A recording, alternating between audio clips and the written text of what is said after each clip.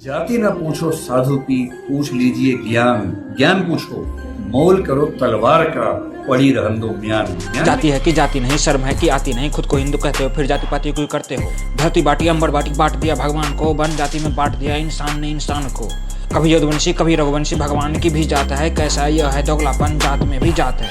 अगर लड़ना ही था तो लड़ते गजनी मुगलों से, क्यों आपस में लड़ रहे हो हिंदू होकर हिंदू से। जात है कि जाति नहीं, बुद्धि है तो आती नहीं, जाति पाति में बट गए हिंदू सारे कट गए। जाति को लेकर कबीरदास ने बड़ी गहरी बात कही थी कि व्यक्ति की पहचान उसकी योग्यता से होनी चाहिए, मेहनत से होनी चाहिए। जाति में क्या रखा हुआ है?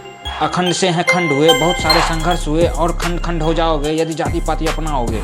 थी धर्म की बात नहीं थी कर्म की बात, जन्म से यह था नहीं, बना दी इतनी बड़ी बात। संविधान हो या धर्मशास्त्र, लिखे रामायण पुराण थे, वाल्मीकि अम्बेडकर वेद व्यास, ये सब शूद्र मगर सारे ब्राह्मण से महान थे। बड़ा हुआ तो क्या हुआ, जैसे पेड़ खजूर, पंछी को छाया नहीं, फल लागे अति दूर।